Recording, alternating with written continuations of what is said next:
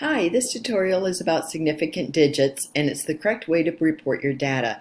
Notice this piece of equipment can measure 3 significant digits, so that's how many digits we want to report in our data, regardless of what we find on our calculators.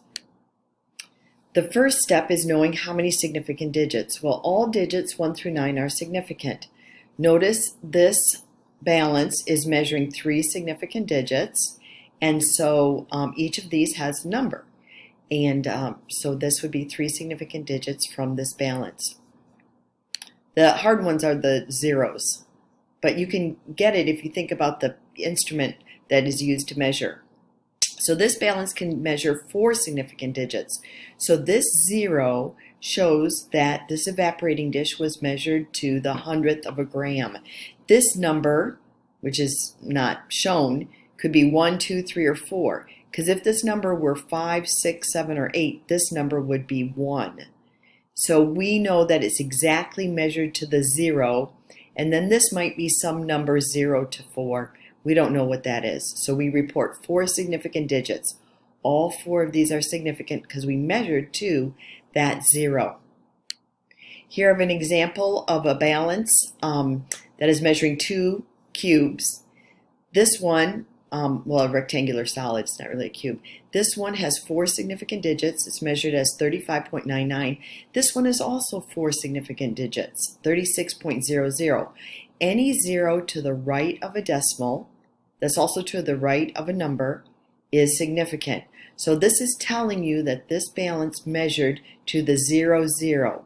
And we use the decimal to show that these have been indeed measured. So if you were to see this number on a piece of paper, 36.00, you know that the piece of equipment was able to measure it to that second 0. So if you're the type that like to memorize rules, here are the rules. Any digit 1 through 9 is considered significant. Zeros between significant digits are significant. In order for us to measure the 7, we had to measure this as 0 and this as 0. So these are measured. Therefore, they are significant. Any zeros that are to the right of a decimal, to the right of a number, are significant. So this one has 4 significant digits because there's 1, 2, 3 zeros to the right of this number 1, and there's a decimal that tells us we measured it. But this number only has 1 significant digit because there are 2 zeros to the right of the number, but there's no decimal. The decimal tells us that it has been measured. This has not been measured. Maybe it's rounded. Maybe the actual number was 98 and they rounded it to 100. I don't know. There's no decimal there, so it's not significant. Zeros on the beginning are placeholders. These are all placeholders. If I were to multiply it by 1,000, say to get a different unit, this would just be 25. These zeros would disappear. So these zeros that are in the front are actually placeholders. And then lastly, any 0, again, to the right of a decimal, to the right of a number is significant. So this one has 3 significant numbers. This one has 5.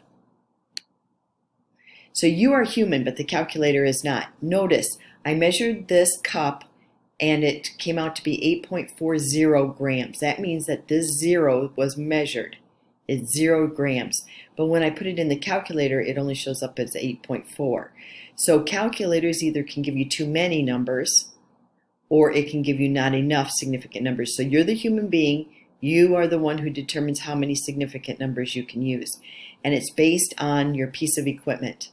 If your equipment can measure 3 significant digits, then you need to always have 3 significant digits in your answer. Okay. Now let's look at measuring from a graduated cylinder. This is a little bit tougher because we have to follow some rules with the balance. It's easy because it's just printed right out there on the screen. But this one's a little bit harder. You've got to actually read it yourself. We always want to measure to the bottom of the meniscus.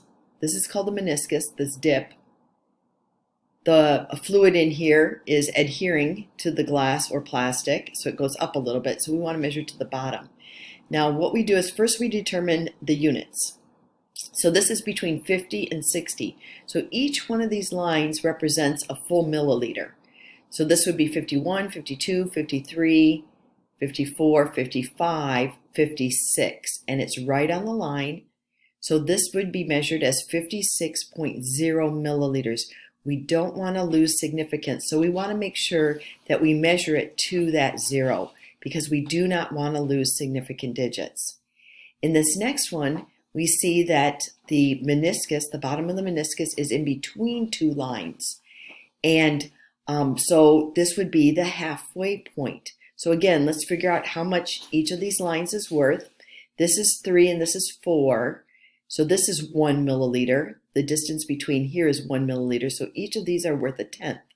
So this would be 3.1, 0.2, 0.3, 0.4, 3.5. So let's go up to our 4.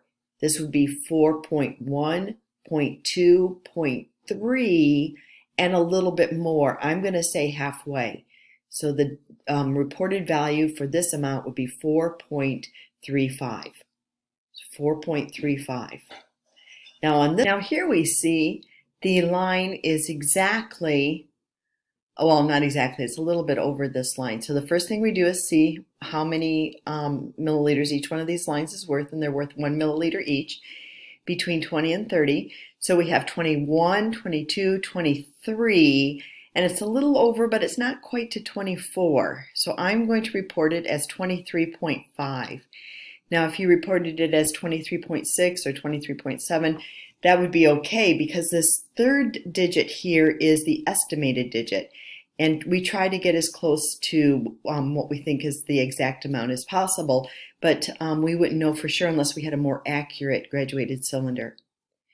So let's look at the next 3 without the help of a line. Here we have between 15 and 20. So each one of these is worth a full milliliter. So this would be 15, this would be 16, and this one is 17. Again, it's not quite on the line.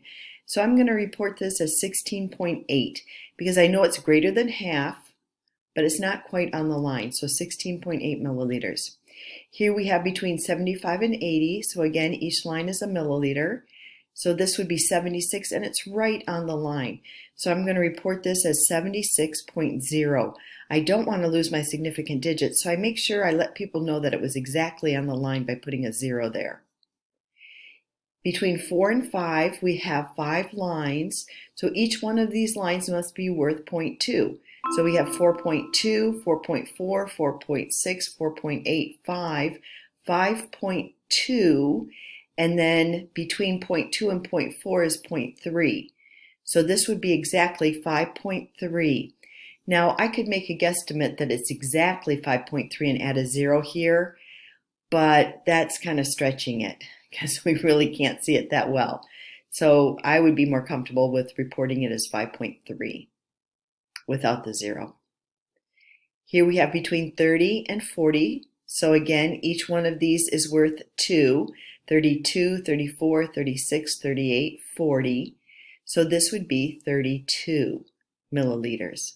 So I'm sure you understand now that you read from the bottom of the meniscus and you try to get as many significant digits as you can actually see, and then one more estimated digit. Now let's take a look at thermometers. Measuring the value of thermometers is a little different because the meniscus now is going to be a bubble up instead of a dip. And it's just because of the fluids in the liquid, the capillaries are so small that the fluid actually goes up a little bit. And it's usually mercury that does this. So again, we try to figure out our units. And notice these are not in Fahrenheit or centigrade, so this works for any type of thermometer. This is 0, and this is -10. So each of these must be worth 1 degree. And we're reading down from 0 because we're in the negative numbers. So let's take a look at those. Here we have 0. This would be 1. It's not quite on the 1. I think it's a little bit below. So I'm going to record this as -1.3 because it's not really to the halfway point either. So if you wanted to report it as -1.2, -1.1, you could. I don't know if I would report it as -1.0 because it's not really touching that line. For this one, we see we're above 28 but below 29. So each of these must be worth 0.2. 28.2, 0.4, 0.6, 0.8, 29.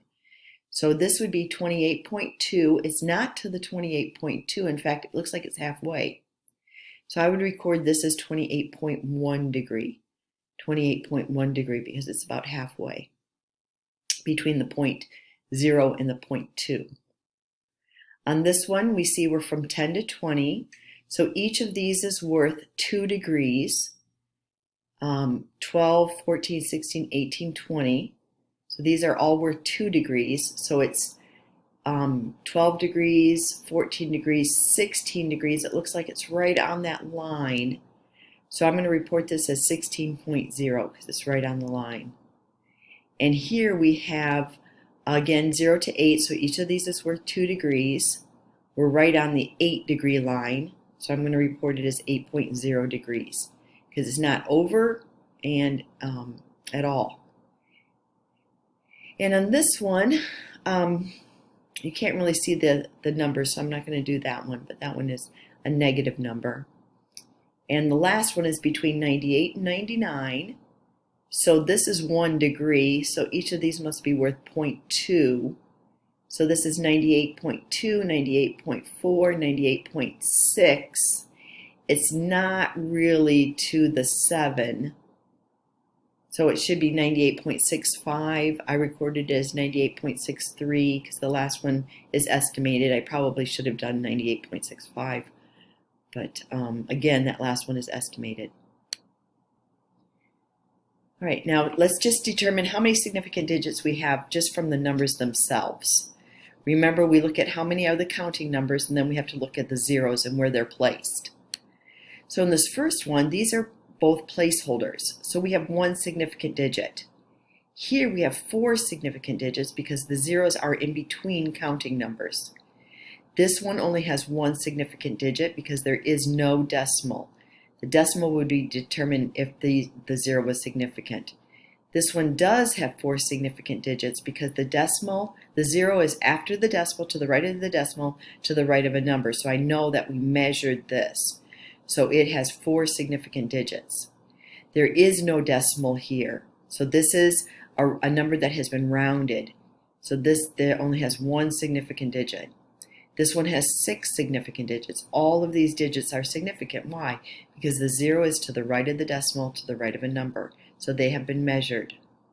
Here we have 2 significant digits. This one's easy. There's just 1. This one has 3. Why? Because to measure this as a 1 tells me that this was exactly 0. So we know that this is a measured 0. So it is significant. This is 4. Again, 0's to the right of the decimal, to the right of a number.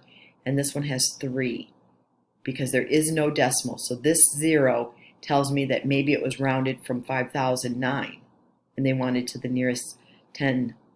So they measured it, they recorded it as 5010. Okay, so let's see how that works.